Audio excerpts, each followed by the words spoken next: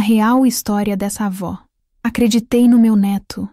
Agora estou sem casa e sem família. Há silêncios que pesam mais que palavras.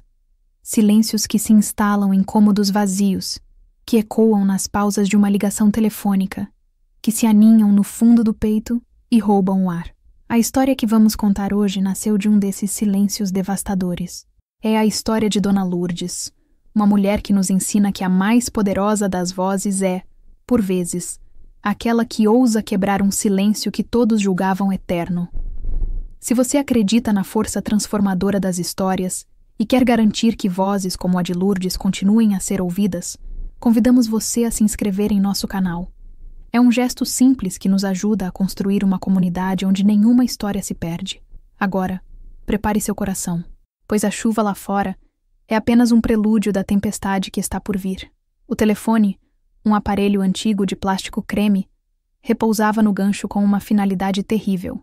A mão de Lourdes Soares, com 76 anos de calos e carinhos, pairava sobre ele, trêmula. Não era o tremor da idade, aquele companheiro familiar que a lembrava dos limites do corpo. Era um tremor sísmico, vindo do epicentro de sua alma, provocado pela voz do outro lado da linha. Uma voz jovem, anônima, treinada para ser educada enquanto desferia o golpe de misericórdia. Senhora Lourdes Soares, conforme nosso último contato, a terceira e última parcela do empréstimo pessoal, no valor de... Ele fez uma pausa para consultar a tela. R$ 2.314,88, venceu há 30 dias. O sistema nos obriga a informar que, se o pagamento não for regularizado em 48 horas, o processo de cobrança judicial e a inclusão de seu CPF nos órgãos de proteção ao crédito serão iniciados de forma irrevogável. Irrevogável.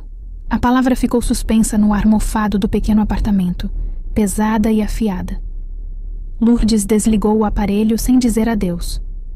O clique seco foi o som de uma sentença sendo proferida. Ela olhou ao redor. O ambiente era um cubículo que tentava ser, ao mesmo tempo, quarto e sala. Uma cama de solteiro encostada na parede, uma poltrona puída, uma pequena mesa com uma cadeira e, ao fundo, uma minúscula cozinha conjugada, separada do resto por um balcão de fórmica amarelada.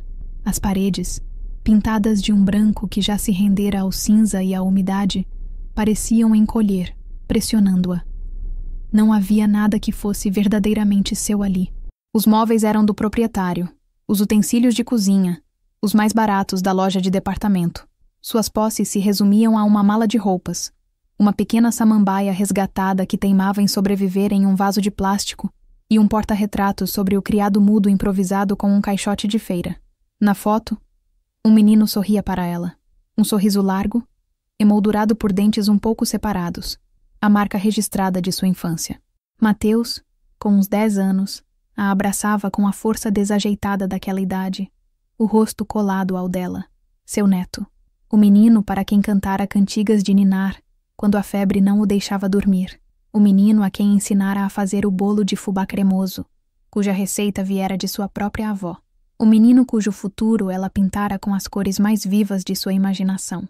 O mesmo menino que agora se tornara um vácuo, uma ausência que devorava não só o ar, mas o dinheiro que ela não possuía e a paz que um dia tivera. Com um gemido abafado pela artrose nos joelhos, ela se levantou e caminhou os 3 passos que a separavam da janela.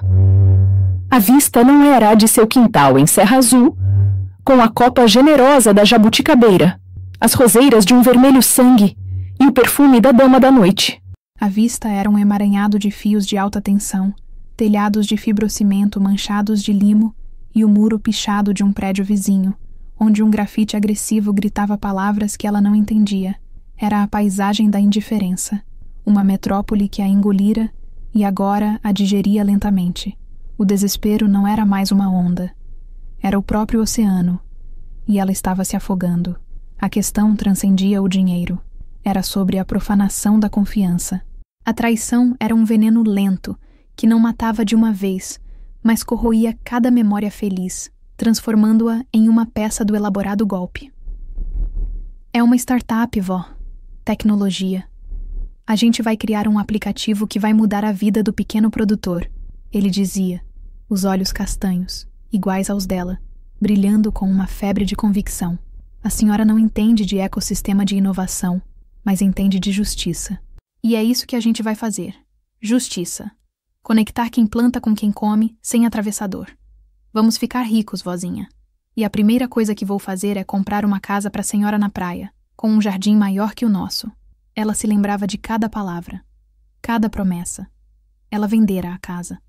A casa que seu falecido marido, João, erguera tijolo por tijolo nos fins de semana, enquanto ela preparava a marmita e o café. A casa onde suas paredes guardavam os ecos das risadas de seus filhos, o choro dos primeiros tombos, as festas de aniversário. Entregou a ele as economias de uma vida inteira de trabalho, faxinas, costuras, os doces que vendia na feira da cidade, cada centavo guardado com o propósito de uma velhice tranquila. E quando tudo isso se provou insuficiente, ela, aos 76 anos, com o nome mais limpo que a água da fonte da praça, assinou papéis de empréstimo que mal compreendia. É só uma formalidade, vó. Uma ponte pra gente cruzar o rio. A gente paga na primeira rodada de investimentos. Mateus desaparecera há 4 meses e 12 dias. Ela contava cada um deles. As ligações diárias tornaram-se semanais. As desculpas cada vez mais criativas. Uma viagem de negócios a Florianópolis para prospectar o mercado sulista. Uma imersão de uma semana em um hub de inovação em Belo Horizonte. Por fim, o silêncio. O telefone que caía direto na caixa postal. A caixa postal que, implacavelmente, informava estar cheia. Um arrepio gélido, o frio do abandono absoluto, percorreu sua espinha. Ela olhou para as próprias mãos, a pele fina e manchada cobrindo veias que saltavam como rios em um mapa. Mãos que embalaram, que cozinharam, que plantaram, que amaram. Mãos que assinaram sua própria ruína, sem casa, sem dinheiro, sem família, e com uma dívida que era uma âncora de chumbo. Mas ao olhar para o seu reflexo no vidro empoeirado da janela, vendo a figura curvada e frágil, algo dentro dela se rebelou. A tristeza, que era uma névoa espessa e paralisante, começou a se agitar, e no seu centro, uma pequena brasa de raiva começou a brilhar. Não uma raiva destrutiva, mas uma raiva justa, a raiva da sobrevivente. Naquele instante, a Dona Lourdes vítima começou a morrer para dar lugar a algo novo. A resolução tomou forma não como um pensamento, mas como uma certeza física. Sua história não terminaria ali, naquele cubículo cinza, com o som de uma notificação de cobrança. O silêncio que a asfixiava precisava ser rompido, e ela seria a voz a fazê-lo. 2 anos antes, o tempo para Lourdes corria em um ritmo diferente, marcado pelo sol e pelas estações das flores. Sua vida em Serra Azul, uma cidade onde todos se conheciam pelo nome e as portas ainda dormiam sem tranca, era um tecido de rotinas que lhe traziam um profundo contentamento. A casa, na Rua das Primaveras, não era uma mansão, mas um santuário.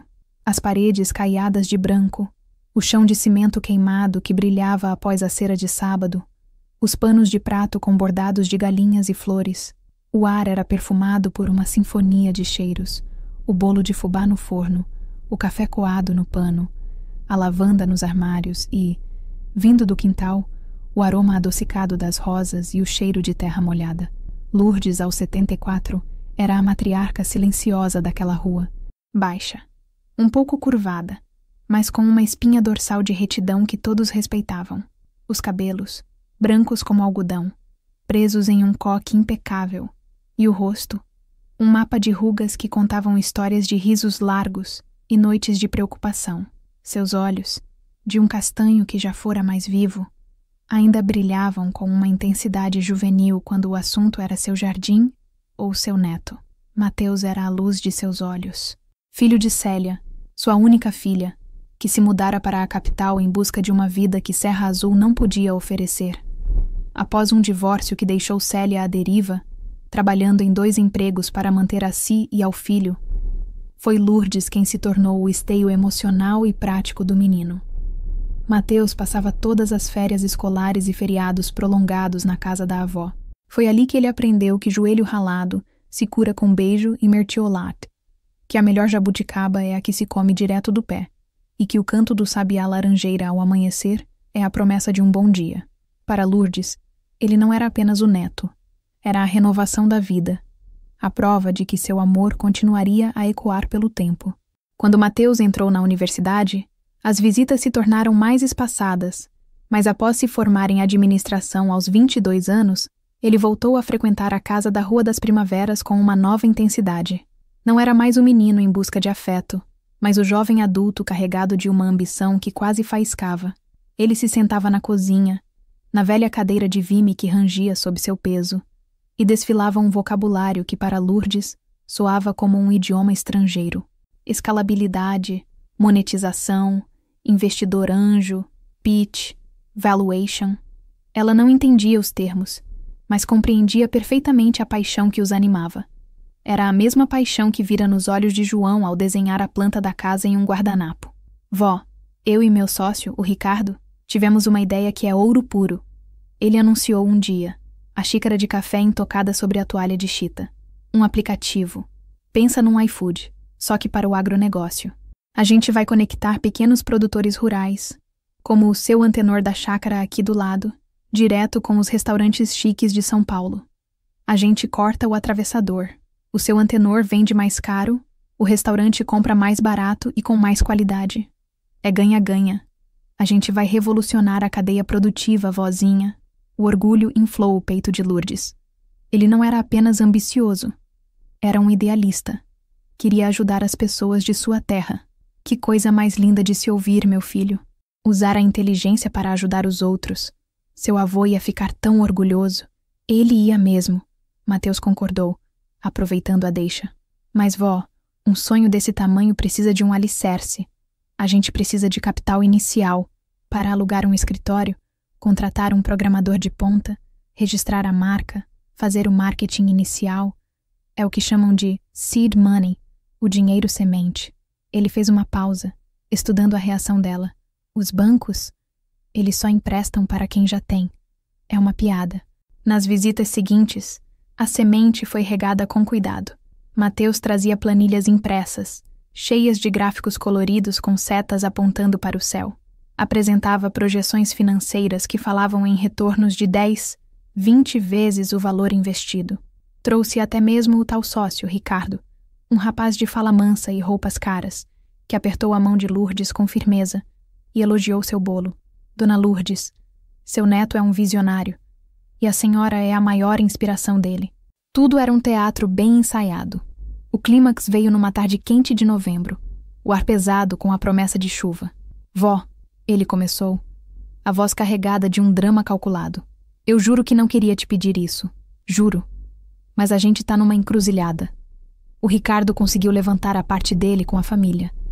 Eu não tenho mais a quem recorrer. Ele olhou para as mãos dela, calejadas pelo trabalho no jardim. A gente tá a um passo de conseguir, ou de perder tudo. É agora ou nunca. Lourdes sentiu o coração apertar. Ela olhou ao redor da sua sala, para o sofá de veludo gasto onde embalara Mateus, para a cristaleira onde guardava as louças que só usava no Natal, para o quintal, onde cada planta tinha um nome e uma história. O que era tudo aquilo? Madeira, vidro, cimento. O que era aquilo comparado ao futuro do menino que era seu mundo? Do que você precisa, meu filho? Ela perguntou, a voz saindo mais firme do que se sentia. A quantia que ele sussurrou foi um soco no estômago. Era o valor exato que o compadre de seu falecido marido, que era corretor, havia avaliado sua casa alguns meses antes, por curiosidade. Eu sei que é o mundo, ele disse rapidamente, os olhos se enchendo de lágrimas. Mas não pense nisso como um gasto, vó. Pense como um investimento. O investimento mais seguro do mundo, porque sou eu, seu neto, que estou te garantindo. Em 1 ano, no máximo 2, eu compro esta casa de volta para a senhora. E mais uma na praia. É a gente plantando a semente do nosso futuro. Juntos. A metáfora da semente a conquistou. Ela, que passara a vida plantando, via ali a chance de plantar a árvore mais importante de todas. Tirei da boca para ajudar, sua mãe costumava dizer. A frase ecoou em sua mente como um mantra, uma justificativa sagrada para o sacrifício. A família era o bem mais precioso, e por aquele bem, Ela sacrificaria qualquer outro. A decisão, uma vez tomada, desencadeou uma avalanche de ações rápidas e eficientes, todas orquestradas por Mateus. Sua agilidade, que Lourdes interpretou como a urgência de um jovem empreendedor, era na verdade a pressa de um predador. Ele contatou o compadre dela, o corretor, e em menos de uma semana a placa de vende-se foi fincada na grama da frente, um estandarte da sua capitulação. O processo de venda foi um borrão de dor surda. Cada visita de um possível comprador era uma pequena violação. Estranhos caminhando por seus cômodos, abrindo seus armários, medindo suas paredes com o olhar. Ela os recebia com um sorriso e um café, enquanto por dentro sentia-se desmoronar. Um casal jovem de Campinas se encantou pelo quintal. Nossa, que paz! Dá para imaginar nossos filhos correndo aqui, disse a mulher. A frase, dita com inocência, foi uma facada no coração de Lourdes. A burocracia é a parte chata, vó, mas pode deixar que eu cuido de tudo. A senhora não precisa se estressar com isso. Mateus repetia, sempre solícito. Ele a buscava em casa, levava-a ao cartório, mostrava os campos onde sua assinatura era necessária. Esse é o contrato de promessa. Esse é o reconhecimento de firma. Essa é a transferência de titularidade. Ela assinava, a mão guiada por uma confiança que beirava a devoção. Quando o dinheiro da venda caiu em sua conta corrente, o extrato parecia um número de telefone. Por algumas horas, ela se sentiu poderosa. Na manhã seguinte, Mateus a levou ao banco. A gerente, Elisa, uma moça que crescera comprando os doces de Lourdes na feira, estranhou a operação. Dona Lourdes, uma transferência de valor integral? A senhora tem certeza? É todo o dinheiro da venda da sua casa. A senhora não quer pensar melhor aplicar uma parte? Elisa perguntou, a preocupação genuína em sua voz. Mateus, com o charme que poderia vender gelo a esquimós, interveio. É um investimento familiar, Elisa. Estamos abrindo nosso negócio. A avó é nossa sócia fundadora. A investidora anjo, não é, vozinha? Ele lhe deu um abraço de lado. E Lourdes, sentindo-se parte de algo grandioso, apenas sorriu e assentiu. A transferência foi autorizada. Sua conta voltou à familiaridade dos 3 dígitos. Pronto! Exclamou Mateus na saída do banco, erguendo um punho no ar. A pedra fundamental do nosso império foi lançada, mas o império exigia mais. 2 semanas depois, ele voltou. Vó, lembra que eu te falei que precisávamos de um capital de giro? As economias da senhora seriam perfeitas para isso. É o dinheiro que vai pagar o salário do programador e o aluguel do escritório nos primeiros meses. É o combustível para a máquina andar. E lá se foi a poupança que ela guardava para emergências, o dinheiro de uma vida de trabalho extra. O golpe final, o que a levaria da ruína para a dívida, veio 1 mês depois. Mateus chegou em Serra Azul numa noite de sexta-feira, o rosto pálido e a expressão de quem carregava o mundo nas costas. Ele recusou o jantar. Sentou-se na cozinha e desabou. Vó, aconteceu a pior coisa que podia acontecer. Ele cobriu o rosto com as mãos. Um concorrente. Um gigante. Eles descobriram nosso projeto e estão tentando roubar nosso programador. Ofereceram o dobro, um equipamento importado, tudo. Se a gente o perder, vó, a gente perdeu o jogo. Acabou tudo. Todo o nosso dinheiro, o da casa, o das suas economias, tudo vai ter sido em vão. Mas eu não tenho mais nada, meu filho. Lourdes sussurrou, o chão se abrindo sob seus pés. Não sobrou um tostão.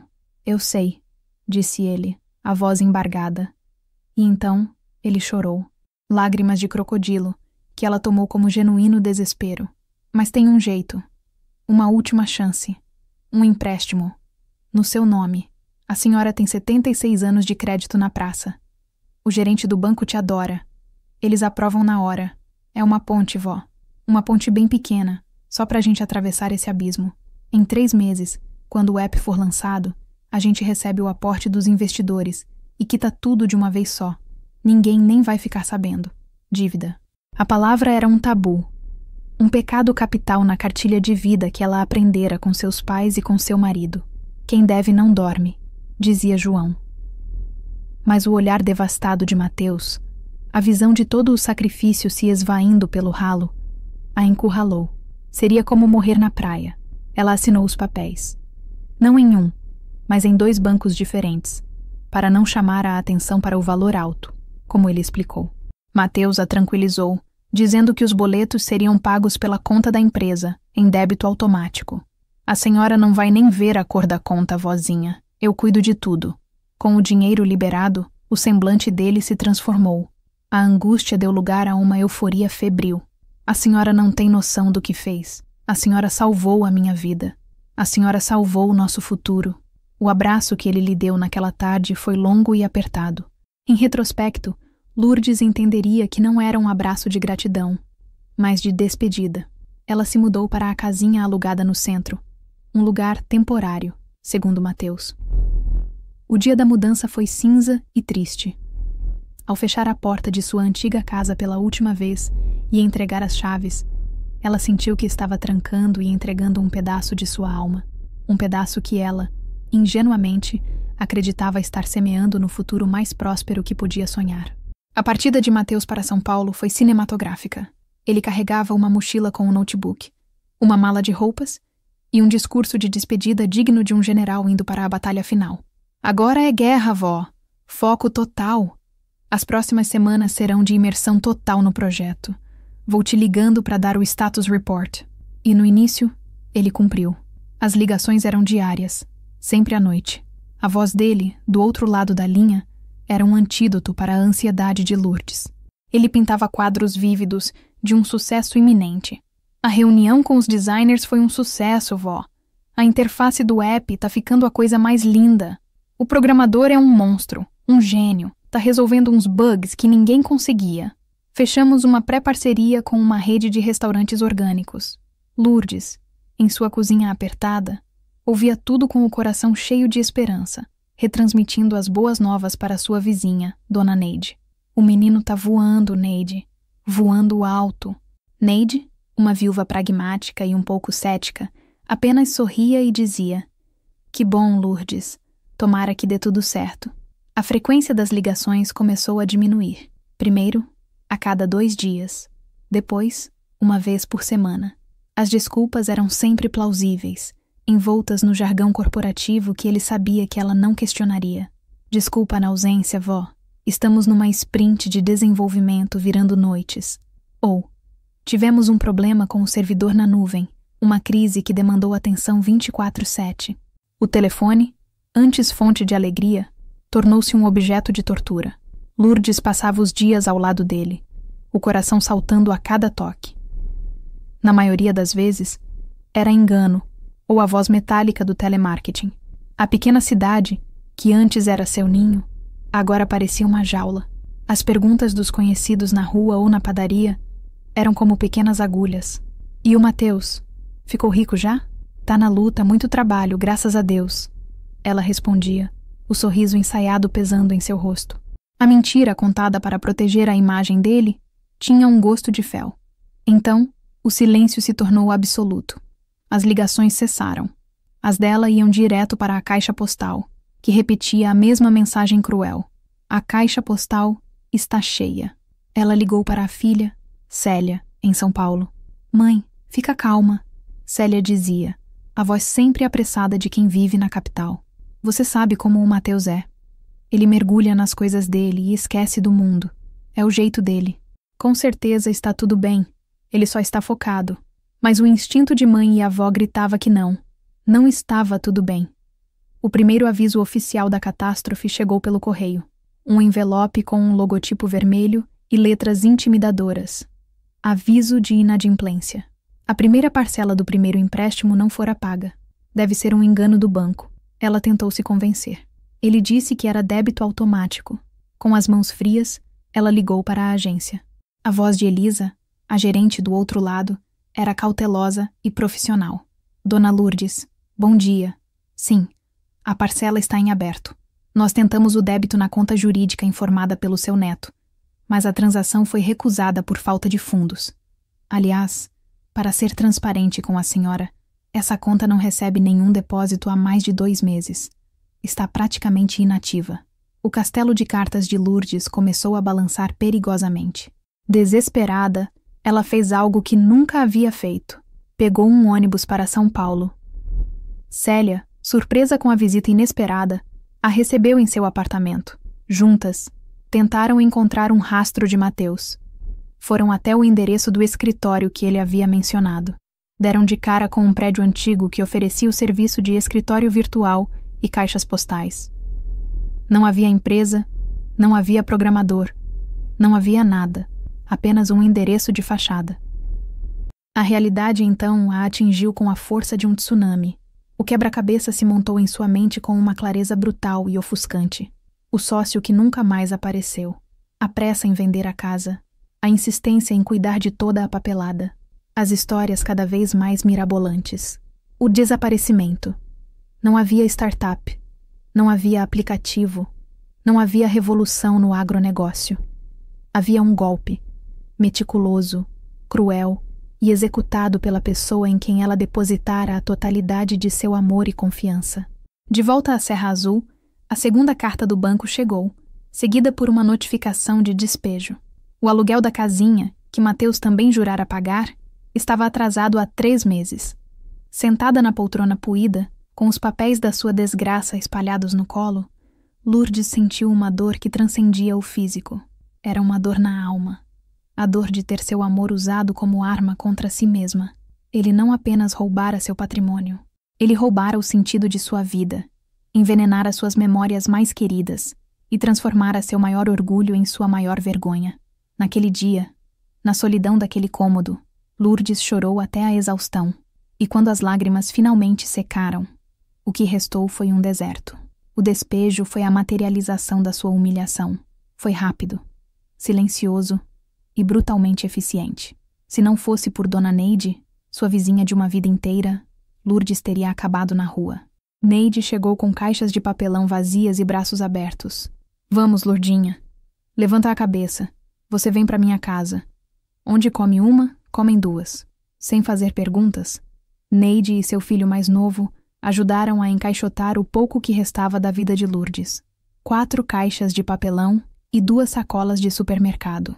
A samambaia foi no colo dela, como um último vestígio de vida que ela se recusava a abandonar. Neide a instalou no quarto de costura, um cômodo pequeno, mas limpo e arejado. Os primeiros dias foram um mergulho na apatia. Lourdes se sentia como um fantasma na casa da amiga, envolta em um manto pesado de vergonha. Vergonha de ter sido tão cega, tão crédula. Vergonha de ter que encarar os olhares de pena de seus antigos vizinhos. A história, claro, já se espalhara pela pequena Serra Azul, sussurrada nas filas do mercado e nos bancos da praça. Você não pode se entregar assim, Lourdes, disse Neide, uma semana depois, entrando no quarto com uma xícara de chá de cidreira. Ficar aqui se definhando não vai pagar suas dívidas, nem trazer sua casa de volta. E com certeza, não vai fazer aquele delinquente pagar pelo que fez. Pagar como, Neide? A voz de Lourdes era um fiapo. Eu não tenho nada. Nem R$1 para um advogado. E que provas eu tenho? Eu assinei cada papel. Eu fui ao banco. Aos olhos do mundo, eu dei o dinheiro a ele. Eu sou a responsável pela dívida. Existe a justiça da lei e existe a sua justiça, a sua dignidade. Neide retrucou, sentando-se na cama. Sua voz era firme, mas seus olhos eram gentis. O pior roubo que aquele menino cometeu não foi o do seu dinheiro, foi o da sua voz. Ele te deixou muda de vergonha. Você precisa encontrar essa voz de novo, Lourdes. Por você. A palavra voz ressoou em Lourdes. Era verdade. Ela estava em silêncio, sufocada pela humilhação. A ideia de lutar parecia impossível, mas a alternativa, definhar naquele quarto, era insuportável. Com a coragem que não sabia que tinha, e com Neide a seu lado, Lourdes foi ao fórum da cidade. Sentiu-se intimidada e fora de lugar, mas persistiu. Foi encaminhada à Defensoria Pública. A sala de espera estava lotada de rostos cansados e desesperançosos. Após quase 4 horas, seu nome foi chamado. Foi atendida por Sofia, uma advogada jovem, com o cabelo preso em um coque desarrumado e um olhar que parecia carregar o peso de todos os casos do mundo. Lourdes, esperando o ceticismo, começou a contar sua história. A voz saiu trêmula no início, um sussurro de dor, mas, à medida que as palavras fluíam, a injustiça que sentia alimentava sua força. Ela não se vitimizou, contou tudo, incluindo sua própria ingenuidade, a forma como seu amor a cegara. expôs sua vulnerabilidade como um escudo. Sofia ouviu em silêncio absoluto, a caneta pousada sobre o bloco de notas. Seu rosto, inicialmente impassível, foi se transformando, demonstrando uma mistura de compaixão e indignação. Ao final, ela suspirou. Um suspiro longo e pesado. Dona Lourdes, vou ser 100% honesta com a senhora. Do ponto de vista criminal, é um caso dificílimo. Estelionato afetivo é um dos crimes mais difíceis de provar. Ele era seu neto. Ele vai alegar que era um negócio de família que deu errado, que a crise o quebrou. Ele usou a senhora de uma forma que a lei tem dificuldade de alcançar. Seria uma batalha judicial longa, cara, e com um resultado muito incerto. O pouco de esperança que Lourdes tinha começou a se esvair. Mas, continuou Sofia, inclinando-se sobre a mesa e fixando o olhar em Lourdes, a força da sua história não está só no Código Penal. Está no seu poder de alerta, no seu testemunho. Quantas outras Dona Lourdes não existem por aí, caladas pela vergonha, sofrendo sozinhas? O maior poder que a senhora tem agora não é o de processá-lo, é o de contar a sua história. Sofia teve uma ideia. Seu cunhado era Caio, um jornalista de um grande portal de notícias de São Paulo, conhecido por suas reportagens de fôlego sobre temas sociais. A senhora estaria disposta a dar uma entrevista? Contar tudo isso para um jornalista de confiança? Podemos proteger sua identidade? Usar outro nome? Lourdes pensou na vergonha, na exposição. O medo a paralisou por um instante. Mas então, a imagem do rosto choroso e falso de Mateus veio à sua mente. As palavras de Neide ecoaram. Ele te roubou a sua voz. Esta era a chance de recuperá-la. Não por vingança, mas por justiça, por todas as outras que estavam em silêncio. Eu aceito, disse ela, a voz clara e firme, surpreendendo a si mesma e a Sofia, mas com uma condição. É com o meu nome, Lourdes Soares, e com o meu rosto. Eu não sou criminosa para me esconder. A vergonha não é minha. A vergonha é toda dele. Um sorriso lento e cheio de admiração se espalhou pelo rosto de Sofia. Naquele momento, ela soube que não estava diante de uma vítima. Estava diante de uma força da natureza. A reportagem foi publicada em um domingo. A foto de destaque, que ocupava metade da tela do computador, era um retrato em preto e branco de Lourdes. Ela não sorria. Seu rosto, com cada ruga iluminada, encarava a câmera com uma dignidade inabalável. O título era uma citação direta e poderosa. Tirei da boca para ajudar meu neto e ele me tirou tudo, diz idosa de 76 anos, vítima de golpe familiar. A matéria, escrita com uma rara combinação de sensibilidade jornalística e respeito humano por Caio, era devastadora. Detalhava a vida simples em Serra Azul, o amor pela casa e pelo jardim, a confiança cega no neto, as promessas da startup, a venda da casa, os empréstimos e, por fim, o abandono e a ruína. O texto não a pintava como uma tola, mas como a personificação do amor de avó, um amor que foi explorado da maneira mais cruel. A repercussão foi como uma explosão. Em questão de horas, a história de Dona Lourdes não era mais apenas uma matéria em um portal. Estava sendo compartilhada de forma viral no Facebook, no WhatsApp, debatida no Twitter. Programas de rádio a liam no ar. Apresentadores de televisão comentavam o caso com indignação. As pessoas não viam na foto uma senhora qualquer. Viam suas mães, suas tias, suas avós. Viam a vulnerabilidade de quem ama sem medidas. A seção de comentários da matéria e as redes sociais se transformaram em um mural de solidariedade. Eram milhares de mensagens. Força, Dona Lourdes! A senhora é uma inspiração de coragem. Que essa história sirva de alerta para todos nós cuidarmos dos nossos idosos. Estou chorando e revoltado. Que a justiça seja feita. O mais impressionante, no entanto, foi o fenômeno que se seguiu. Inspirados pela coragem de Lourdes, outros silêncios começaram a ser quebrados. Um senhor de Minas Gerais enviou um e-mail para a redação do portal. Passei pela mesma coisa. Meu filho me convenceu a fazer um financiamento para a reforma da casa dele e usou o dinheiro para comprar um carro de luxo. Nunca me pagou uma parcela. Uma mulher de Pernambuco gravou um vídeo. Minha sobrinha, que eu criei, usou meus dados para abrir cartões de crédito e sujou meu nome. Eu tinha tanta vergonha de contar. A história de Lourdes deu a outras vítimas um nome para sua dor e a permissão para senti-la sem culpa. Sofia, a advogada, viu seu modesto escritório ser inundado por pedidos de ajuda. Com o auxílio de colegas que se voluntariaram, ela criou uma associação informal, um grupo de apoio online chamado Vozes do Silêncio, que oferecia orientação jurídica gratuita e, mais importante, um espaço seguro para o compartilhamento de histórias. Dona Lourdes, a mulher que se sentia humilhada e invisível, tornou-se um símbolo. Foi convidada para entrevistas, para participar de audiências públicas no Congresso sobre leis de proteção ao idoso. No início, sentia-se assustada, mas a cada história que ouvia, mais convicta ficava de seu propósito. Sua dor pessoal havia se transmutado em uma bandeira coletiva.